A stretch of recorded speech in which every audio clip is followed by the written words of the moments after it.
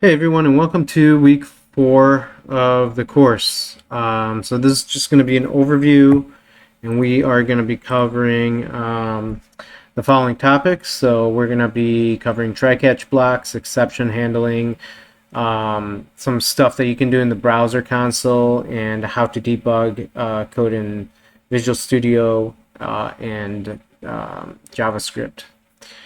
So let's get started.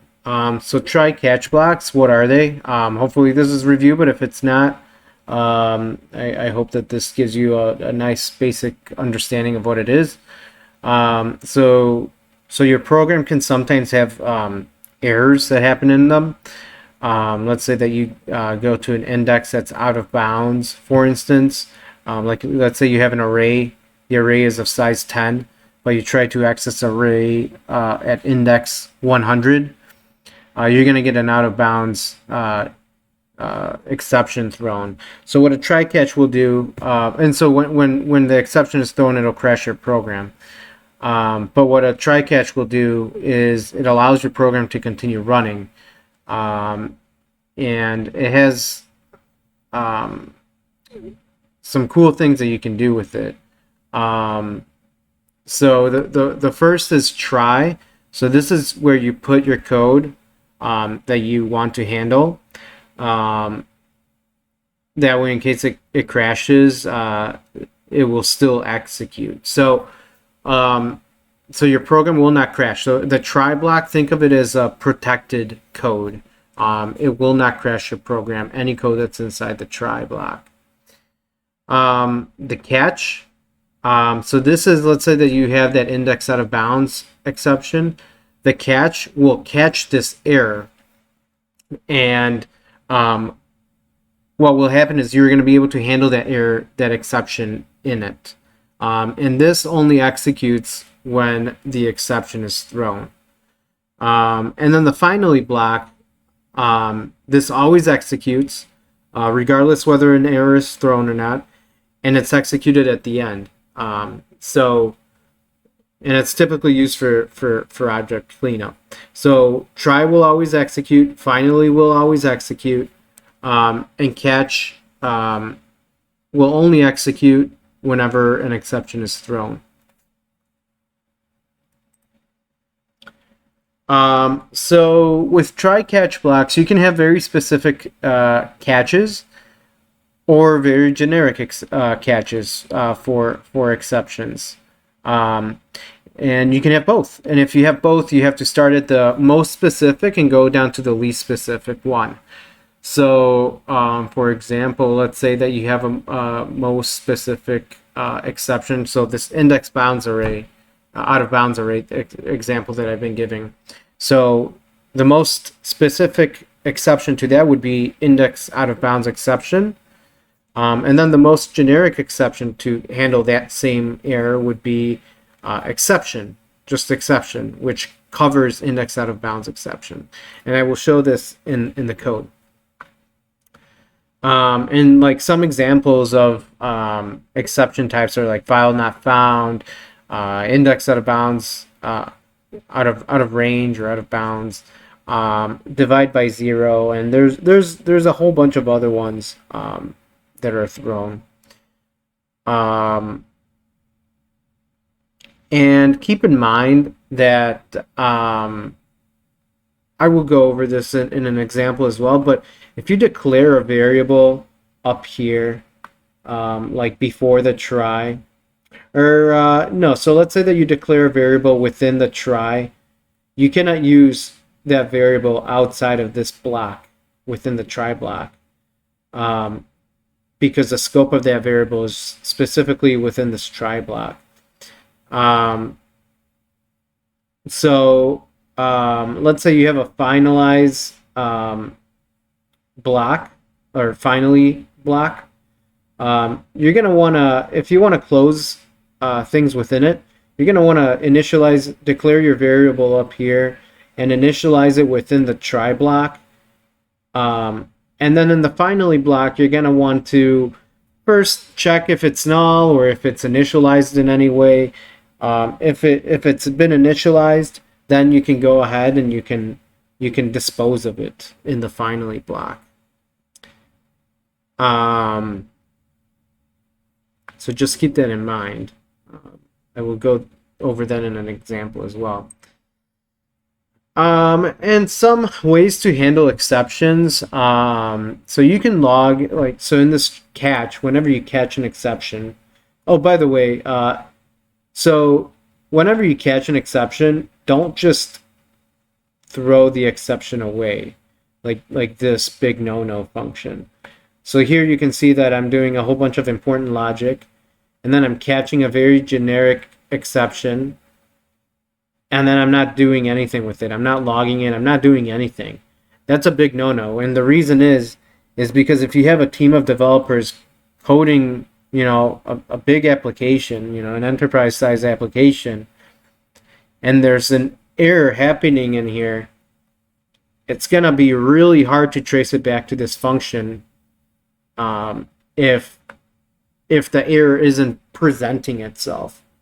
So it's better to, one, if you're not going to do anything with the error, but you're going to throw it in the catch block, at minimum, log it. You should always log it. Or two, handle that error within this catch. But three, also remember that you should be trying to avoid these catches. Now, I don't know if I mentioned it later. I think I do.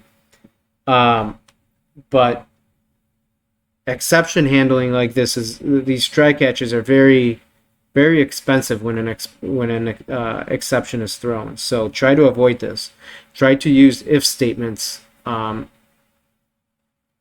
to make sure that everything in your code is fine. Now, there's going to be times where you can't use if statements, so that's where these try catches come in. But yeah.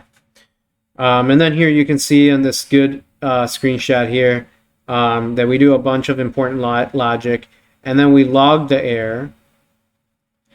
And then we can also log the error, and we can rethrow it to let the parent handle the error. So by logging the error, we're letting the developers know, or ourselves know, that, hey, an error happened here. This is what happened. You guys got to take a look at it. So that's what we would do with logging the error. But then if we rethrow it, we make sure that the parent, so if this was returning something, we make sure that the parent is able to handle that error. Like, we don't want to send bogus data to the parent. So we want to let the parent know that an error happened here, and we want to let the parent be able to handle that. So that's a scenario that can happen. So just keep that in mind. You can always rethrow. And to do that, I don't know if I mentioned it, but in these slides, but to rethrow an error, you just, the statement is rethrow, and then you would just put this variable ex, rethrow, and then space ex. And then you would just rethrow the same exception.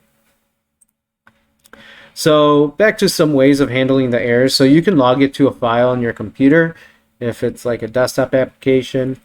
You could also log it to the database if it's a desktop application, or if it's a web application or whatever. You could log it somewhere, anywhere really. You can send an email whenever an exception happens. You can do nothing. You can put the code in the try catch and just let it throw, kind of like how I explained, right here. Just rethrow the error.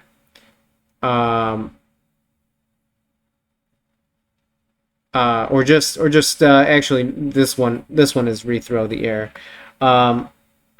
For this one is just let it throw. So don't put the code in the try catch block. So don't use the try catch block, and just let this throw. It's the same thing as rethrowing it. But rethrowing it allows you to do a little more stuff and handle the error if you want. And then you could do one of the first four and rethrow. So you can do any of these, log it, and then just rethrow it. Also nlog. is a good way to log your errors. Nlog is like an open source logging platform, and it's free and it's very flexible, and it allows you to like log to multiple places, such as files, databases, logs, whatever. Really, it's pretty powerful, and it's open source. So if you guys are interested in logging, check out Nlog. So just to give you guys an example, though, at the company that I used to work for, we sent emails for about every exception that we had. So on a large scale application, this is actually pretty bad, because the emails are hard to search, and you definitely can't extract. You can't extract those errors from those emails. But I do think that sending emails would be good for like a smaller application. Maybe in addition to some other sort of logging, or even just use it for alerting, not even for capturing errors. Just alert someone that an error happened. And so we actually ended up switching all the email error handling to database logging instead. But this was actually very difficult because it's a big enterprise application, and so there were a lot of places to do the switching. So it wasn't totally done, but it's a big undertaking. So using something like Nlog would actually help a lot, and using object-oriented programming would actually help a lot too, if you had one place that handles all the errors. So yeah, so let's go on. Also with Nlog, it would have been easy because it's literally one configuration change, so it's very, very easy. So for exception handling, don't use exceptions to handle your program's workflow. So don't just catch a bunch of errors and just do nothing with them, because you're essentially hiding a problem in your code. And like I said earlier, if you're catching errors and you're not handling them, and you're not doing anything in that catch block, it's going to be a nightmare to figure out where the error is coming from and what's ruining your application. So don't use them excessively, essentially, I guess is what I'm saying. And although exceptions are a great way to make handling of errors within your program easier, here we go. They're very expensive and they reduce your application's performance. So like I said earlier, trying to use if conditions, if possible, to handle your errors. So if your user, let's say, is trying to, if you have an array of 10, but your user plugs in index 100 and they click enter in that input box, but you only have an array of 10, do a check first to make sure that it's within the array with an if statement, rather than going straight into that, rather than asking your server-sided code for the array, for the object of the array in the index of 100, and then throwing an error. Like, don't do that. It's better to use an if statement first. So that's like one way to avoid it. And so the browser console. Different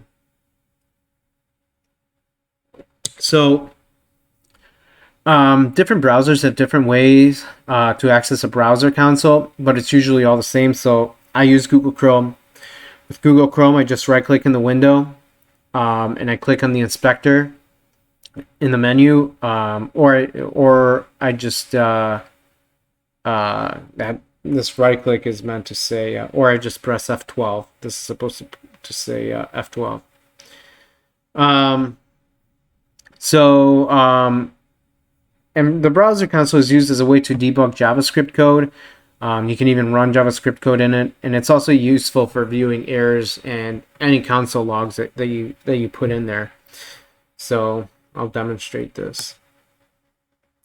Debugging and stepping through code in C#. So you can set breakpoints in C#. You can check the call stack when you're in debug mode. You could look at the watch, the auto, and the locals for variables and variable values. You can step into, step over, step out, start, continue, and stop your application to debug it. And you can move your current position. So this is really cool. And so what the call stack is, I'll show you guys in an example. But what a call stack is it's used for tracing down the path of like where the code went to get to where it is now. So if you trigger an event, that's the beginning of the stack, of the call stack, all the way to where your application is at, like the current state of your application. So if you have a breakpoint somewhere in your application, you'll see the start of the event that triggered that series of events to get to your breakpoint. And so that's what the call stack is, actually, just a series of events that got you to where you are right now at your current breakpoint. As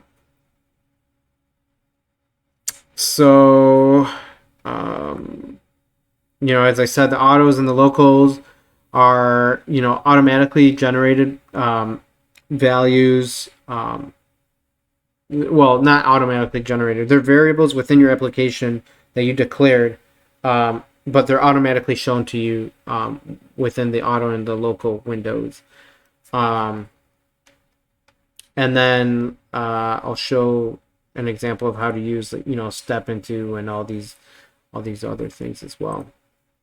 And then debugging in JavaScript. The way to do this, as I said, is you go to the inspector and you go to the source. You go to the source tab, and then in there you can set breakpoints. You can add watches.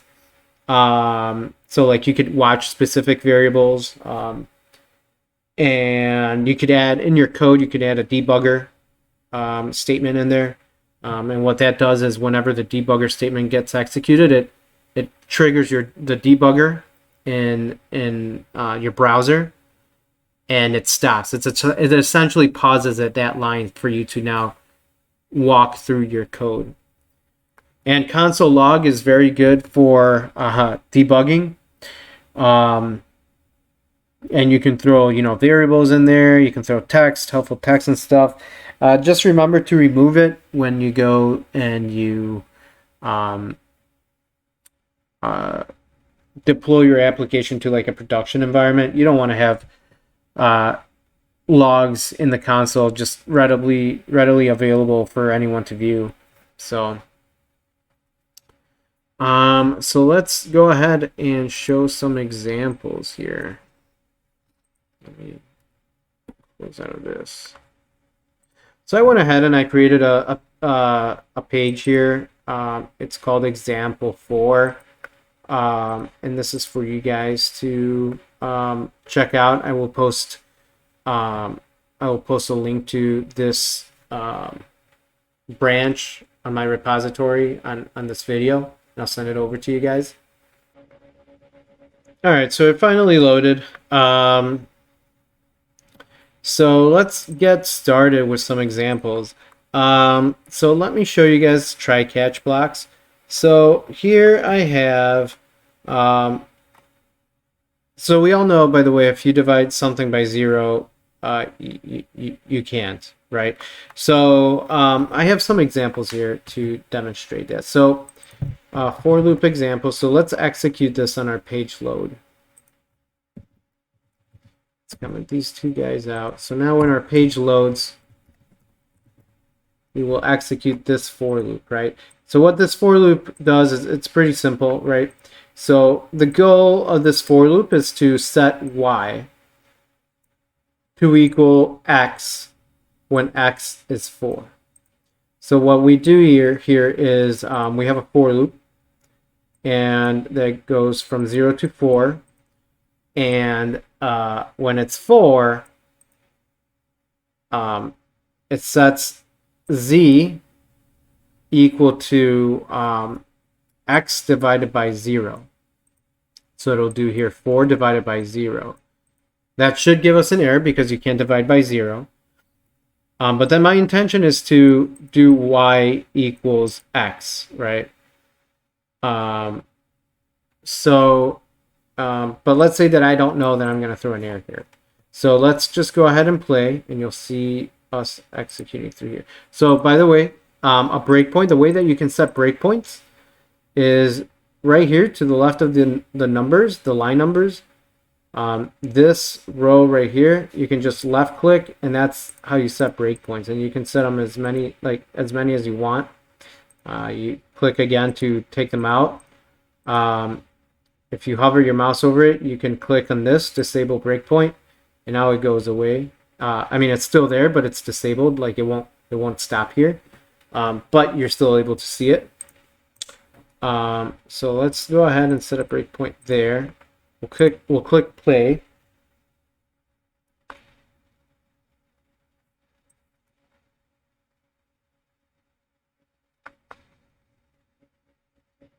So here you see that it stopped on our breakpoint. Here you have step into, step over, and step out. So actually, let me just cancel this and put a breakpoint there. And now I'll play it.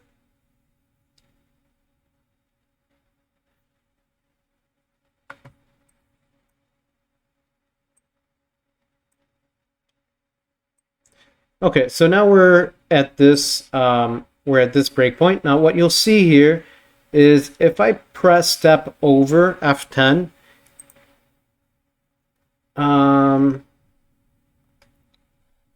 actually this is a bad example.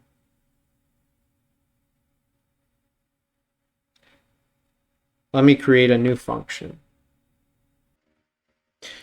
So I'm going to create a function called let's do private string. It'll return hello world, and then let's just return, or let's do string x equals hello world, and then it will return x. And so here, let's comment this out. Let's take out this breakpoint, and let's call our new function hello world, and we'll save that, and let's set a breakpoint there. And now let's play. So you'll see that now we stopped at hello world function right outside of it, the call, and you'll see that when we press F10 or step over, it didn't actually go into this code because we stepped over the function. We let the function execute, and we just stepped over it, and that's it. So now let's see what happens when we press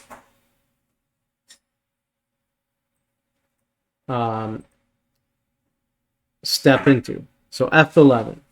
So if we press F11, you can see that now we are in the function. It took us inside the function. Now we'll just press F10, or you can press F11, and it'll just take us through the function. And then it'll take us outside, and then it'll take us out. So that's how you use the step into and step over and breakpoints. Now what you could also do is something like this. So let's go to example 4. We'll put a breakpoint here on the return. We'll press play.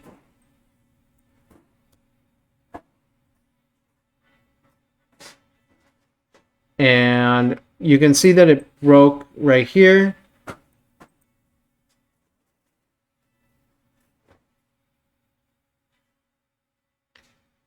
And if we press play again, so we won't step into anything, but we'll just press continue or play.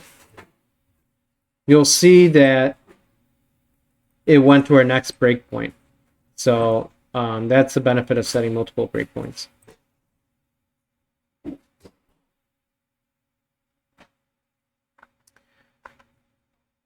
Okay.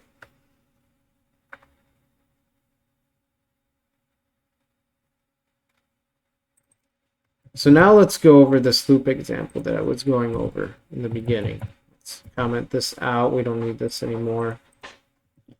So loop example, let's set a breakpoint here like I did earlier. Now that we understand how breakpoints work. Page loads, executes this. So now we'll just press F10 and you'll see it traversing through this list.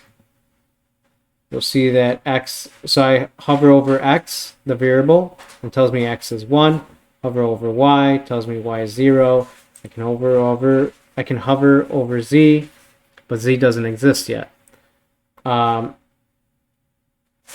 if I continue, X right now is 2, 3. So now X equals 4. And so now what's going to happen here is it's going to do 4 divided by 0. But we got a divide by 0 exception. And it said attempted to divide by 0. And so now our program crashed. And it's telling you that this is where it crashed. Tells you the error. And it tells you the exception information.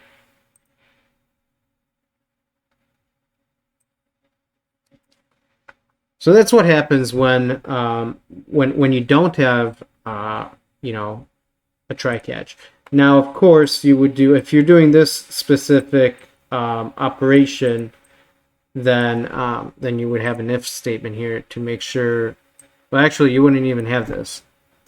But let's say that the user inputted this, then you would use an if statement to make sure that they didn't input 0. But let's say that you wanted to use a try catch. I think I used that here. Yep. So here's the same example, but with a try catch. And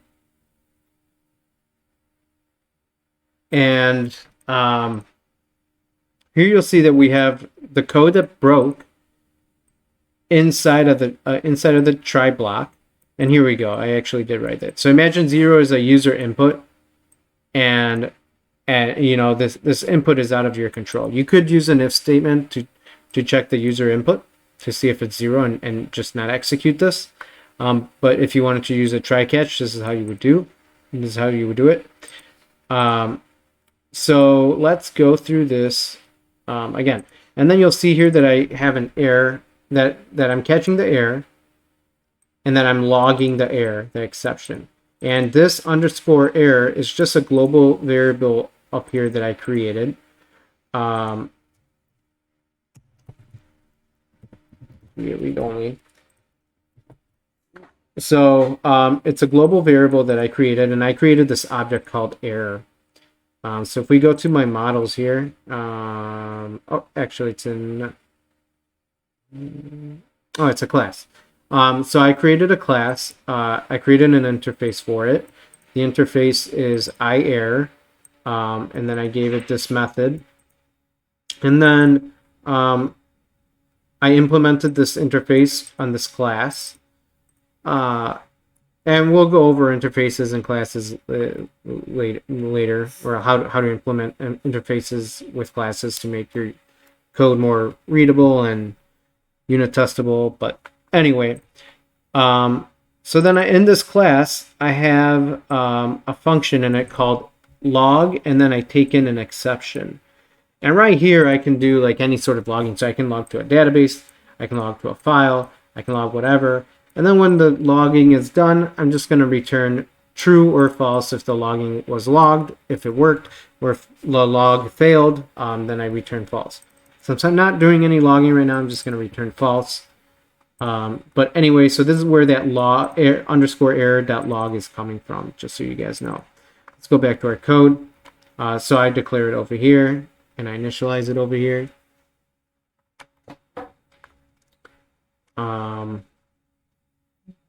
And so whenever we catch the error, it goes in here and it'll log the error to wherever you want it to.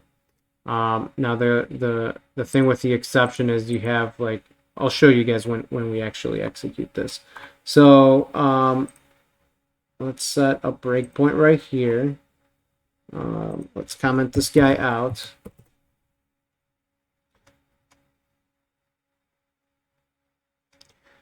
Okay, so let's play.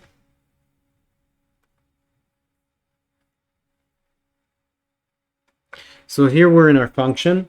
Let's step through it. Since I don't care about all this, I'm just going to go ahead and put a breakpoint there, click play. Okay, so we're here. And here you can see that we are about to break. But because we're in the try catch, because we're in the try, and we have this catch here, we get this, we get thrown into this exception, into this catch. And here you can see that the exception is, so we can like take a look inside the object and see what's actually going on. So you can see that the message from the exception is this: attempted to divide by 0. We have the stack trace here. So this is telling us that the error occurred on line 54 of this example 4.aspx.cs class. Line 54. So it's telling us that the error occurred right here. So when you're logging your error, like to the database, you'll want to log the stack trace. You'll want to log the message. So let's go back here. Put our mouse over this. You want to log the message, maybe the source, and any other relevant information that you can that you think is good for you over here. And then so that logs it there, and then we click play, and here you can see that the program didn't actually crash because we handled it. The program is like, okay, you handled it in the try catch, I'm not going to crash because you know what you're doing.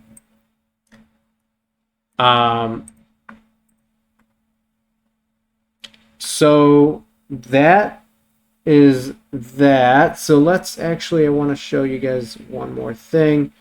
Let me refresh this page.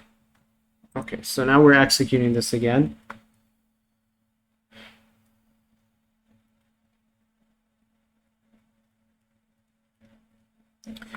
Okay, so here you can see there's locals and there's watch. So here you can see that with locals, it's showing me all the variables within this method. And it's showing me Y, X, and Z, and it's showing me their values. And then with autos, it's showing me where I'm at right now. So right now, I'm within this block. And in this block, I have access to X and Z. And so it's showing me X and Z.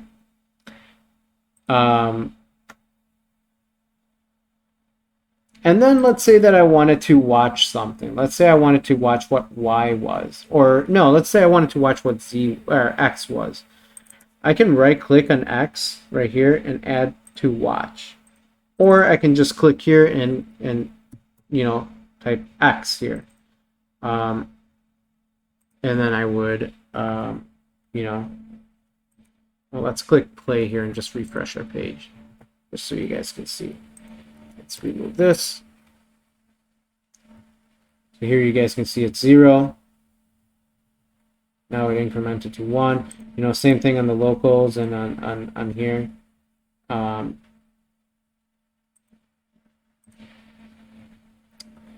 And just so you guys know, you can double click here on the value and you can change this.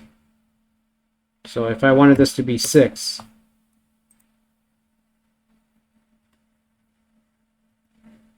so right now, because it's 7, it incremented it from 6 to 7. Right now, because it's 7, it's going to get out of this for loop and just know that you can change it in here. Let's refresh. What else?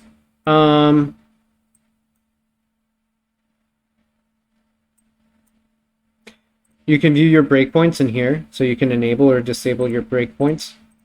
So if you look right here, not that one, that one. You can see how I'm enabling or disabling it by clicking right here. You could enable all, disable all. Other thing is useful. The call stack. The call stack, to get to where we are right now, to this line, how did we get here? The way that we got here was through this event. So you click right here, the last one right here is the first event that happened.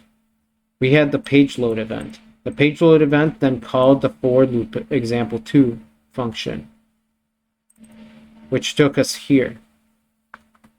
And I'll show this in more detail later on. So like as we continue to traverse through this, you'll see here that line, now we're in line 60. It's like, okay, well, we went from this event, from this page load event that called this, and then we traversed all the way to here. This is where we're at now. And another thing that you could do is you can hold on to this and drag it up. And now you're at the beginning of the function. So let's say you want to do, I think this check again. Yep. You can just keep doing it for as many times as you want. I don't think, yeah. So here, since x is 1, it wasn't 4, like how this if statement is, but we went straight to the try catch. We went straight to the try block. And because we did that, we were able to get past this if condition, like we were able to override it and do 1 divided by 0, which is now throwing us an error. So just so you guys know, you guys can easily just, manipulate things like this. If you want to change the value of x over here, you can. Just how you can change it down here, you can change it up here. Whoop.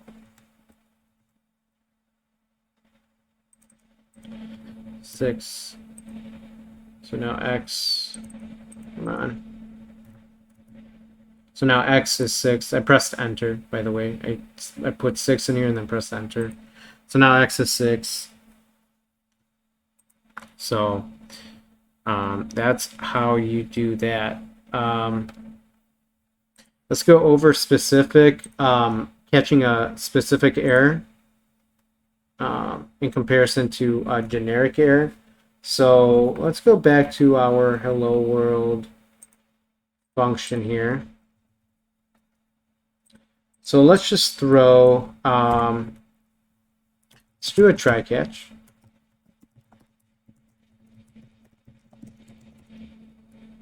Let's throw index out of range exception. We gotta do throw new private string. Let's just return. Actually, nah. Let's make this a void. Okay. Yep. So here, let's do another catch. Catch index.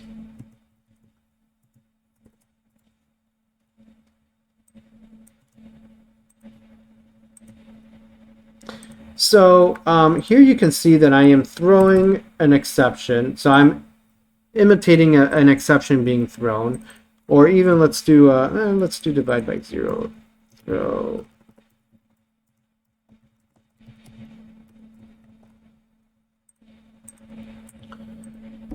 So here I'm imitating a few exceptions, right? So I'm imitating index out of range exception and divide by 0 exception.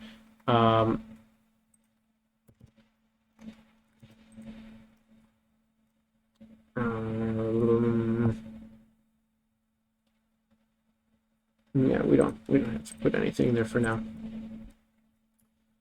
So let's play. And here you'll see that it's going to throw, and when it throws, it's going to go to the most specific exception. So here you see that it went to index out of range exception first, because instead of exception, because this is very specific to this exception, and like they match. So when this exception gets thrown in your code, like let's say that you have an array of 10, but you're trying to get the index, the object in index 100, it's going to throw an index out of range exception. Now, if you have this catch of this specific exception, it's going to go into here rather than into this generic one. And if you don't have this, it's going to go into the generic one.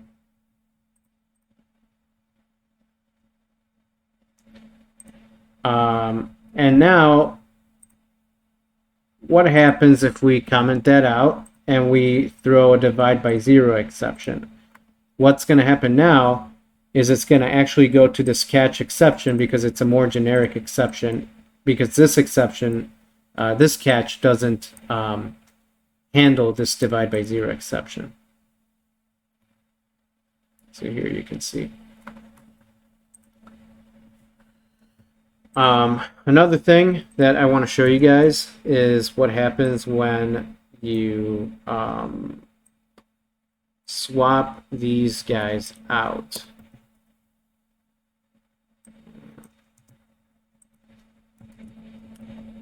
Whoop.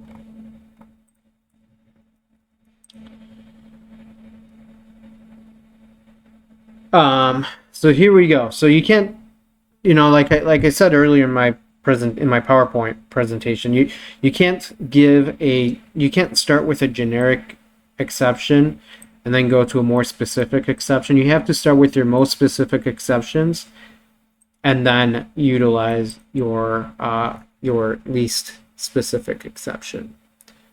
So it won't let you do this.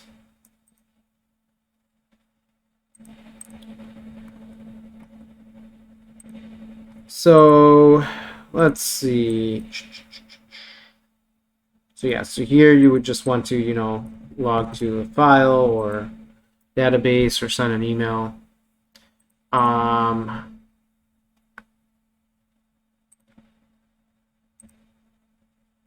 We went over moving your current position. We went over, the call stack, the watch, the autos, the locals, stepping in and over, setting breakpoints, disabling them.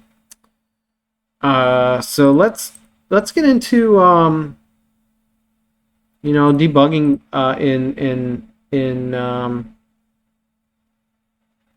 in the browser. So I'm just gonna go and comment this out, and I think I have some code here in the browser. So I have some code in the browser, 5 divided by 0, and then I'm just logging that out. So let's play. And this will happen on the page load. So the way that I just got this open was I pressed F12. What you can do is you can right click and then click inspect. And then here in the inspect in the inspector, you can see that it printed out infinity. I'm going to get rid of these warnings. So you can see that it printed out infinity. And that's because when you do 5 divided by 0, JavaScript actually outputs infinity. And you can see that it outputted infinity because of this console.log. And it has to be all in lowercase. So this is a really good way to trace your code using JavaScript. So let's say you have a whole bunch of functions, whole bunch of code, more code, even more code. So let's say that you have several steps. You can be step 1. And so if you have this, you can see, okay, and all of these steps execute. So let's refresh.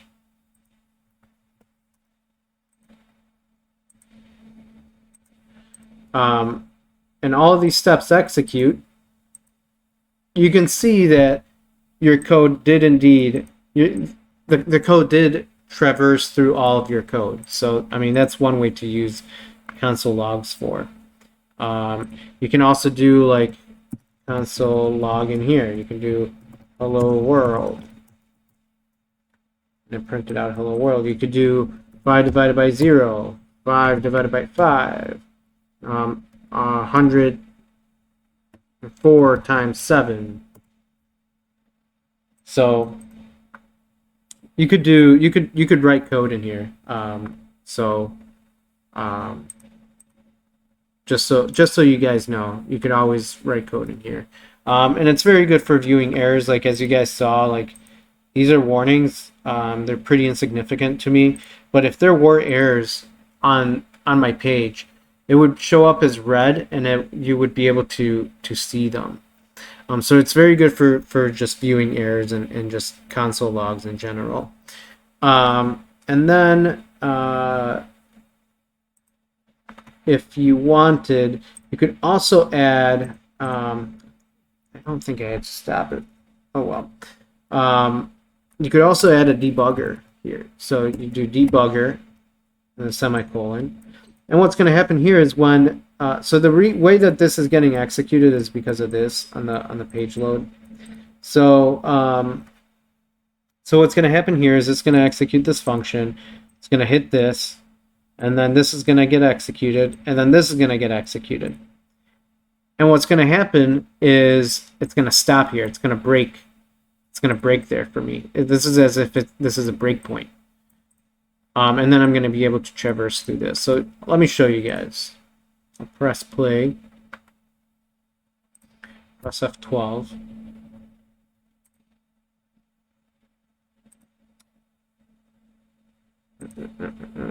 Hang on, let's refresh.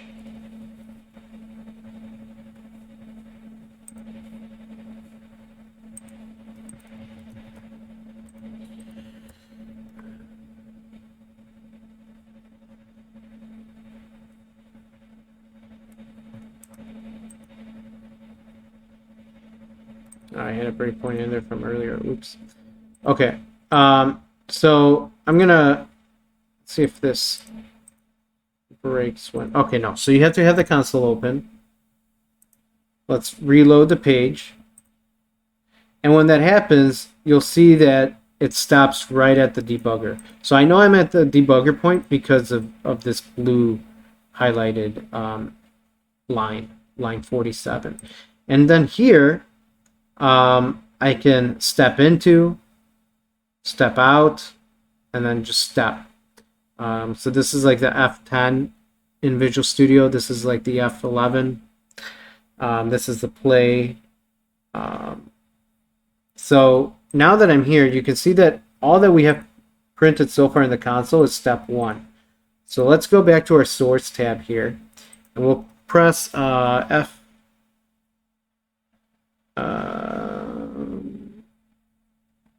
So F10 also works. I don't know exactly where. Oh, okay. Step over. So here you can see that the next step that we take is going to execute this line. So right now there's no step 2, but we'll execute. Now you can see that it wrote step 2 because of this console log. Execute again, wrote step 3. Now we're about to execute this console.log. So execute. Printed infinity. And so then let me show you guys how to get there to that source step. So you just inspect.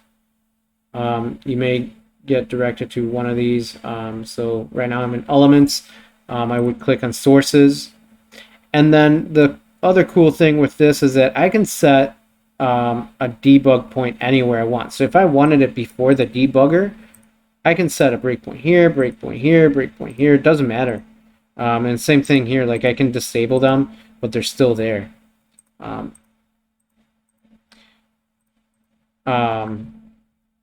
then I can add watches. So you guys will see here in a sec. So let's add a watch X. So let's reload our page so that it executes this. So here you can see that we are it broke it broke right here. So we're at this breakpoint. We'll press F10, and notice how right now X is undefined. We'll press F10. Now X is infinity. So this is the same type of watch that we have in Visual Studio. And here we have a call stack. Just like how we have in Visual Studio, we have the local scope, we have the scopes. And so here we'll just press F10. We'll just continue. And here, you know, you can set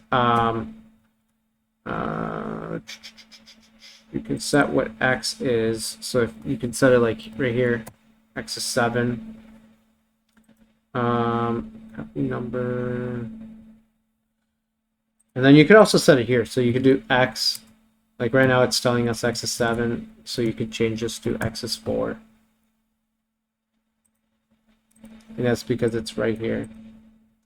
Oh, and you could also do like console, or not console, so var hello equals hello world, and then when you say hello, and it's, you just stored that variable and you're using it there. Anyway, we'll continue going here, press F10, F10, F10, and I mean that's it. So we learned a few things today. So we learned try-catch blocks. We learned how to do exception handling. We learned how to handle stuff in the browser console, and debugging and stepping through code in C# and JavaScript. We learned about the debugger keyboard and console.log. So that's gonna be it. So if you guys have any questions, feel free to post a comment in the video or anywhere else. And don't forget to hit like if you like this video, and subscribe if you want to be notified of whenever new videos come out. Thanks. Have a good day. Bye.